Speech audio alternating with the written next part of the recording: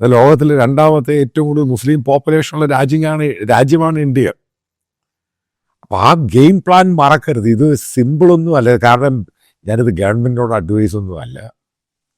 പക്ഷെ ഞാനിത് കൃത്യമായിട്ട് അറിഞ്ഞ് ഇയാളെ ഈ ഒമർ ഖാലിദിനെ ഒരു ഗ്ലോബൽ ഫേസ് ആയിട്ട് കൊണ്ടുവരികയാണ്. അതിൻ്റെ സംഭവങ്ങൾ ഓരോന്നായിട്ട് ചെയ്തുകൊണ്ടിരിക്കുന്നത്.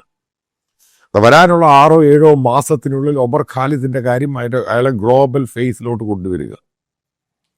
അയാളാണ് ഇന്ത്യയുടെ പുതിയ മുസ്ലിം ലീഡറിൻ്റെ ഫേസ് എന്ന് പറയുന്നത്. നിങ്ങൾക്കറിയാവുന്ന കാര്യമാണ്, മുസ്ലിം കമ്മ്യൂണിറ്റിക്ക് പൊളിറ്റിക്കൽ ലീഡേഴ്സിന് ആർക്കും ഫേസുകളില്ല. പഴയ എല്ലാം ഏജ്ഡായി. മറ്റു പലരും പൊളിറ്റിക്സിനകത്ത് വലിയ പ്രാധാന്യമുള്ള റോളുകളൊന്നുമില്ല. ഒന്നില്ലെങ്കിൽ ഗവൺമെൻറ്റിനെ അനുകൂലിക്കുന്ന അല്ലെങ്കിൽ ചെറിയ പൊളിറ്റിക്കൽ പാർട്ടി, ഈ രീതിയിലാണ് പോകുന്നത്. അപ്പം അതെല്ലാം മാറ്റിയിട്ട് ഗവൺമെൻറ്റിനെ ഒപ്പോസ് ചെയ്യുന്ന ജയിലിൽ കിടക്കുന്നു. എന്തിനു വേണ്ടിയാണ് ജയിലിൽ കിടക്കുന്നത്? ഇതെല്ലാം അതിൻ്റെ വ്യാഖ്യാനങ്ങളുണ്ട്. നറേറ്റീവ്സ് എന്ന് പറയുന്നത് നമ്മൾ ഉദ്ദേശിക്കുന്നതിൻ്റെ 3 മടങ്ങ് മുമ്പിലായിട്ടാണ് കാര്യങ്ങൾ പോകുന്നത്. അതാണ് ഈ സംഭവം. അതാണ് ഈ ഓരോ പിച്ചുകൾ ചെയ്തിരിക്കുന്നത്. അതാണ് ഞാൻ പറയുന്നത്, വരാൻ പോകുന്ന 6 മാസത്തിനുള്ളിൽ ഒമർ ഖാലിദിന് കിട്ടാൻ പോകുന്ന ഒരു ഗ്ലോബൽ ഇമ്പോർട്ടൻസ്, അതായത് ഗ്ലോബലായിട്ടുള്ള പല ഫോറങ്ങളിലും പ്ലാറ്റ്ഫോമിലും ഒമർ ഖാലിദിൻ്റെ പേര് കയറി വരും.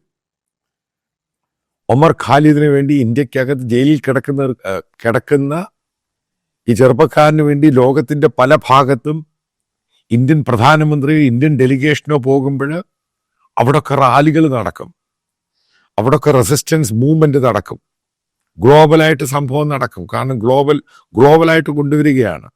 അതായത് മോദിക്കെതിരെ പിച്ച് ചെയ്യുന്ന ഒരു മുസ്ലിം ലീഡറായിട്ട് ഒമർ ഖാലിദിനെ കൊണ്ടുവരും. ഇതാണ് ലക്ഷ്യം.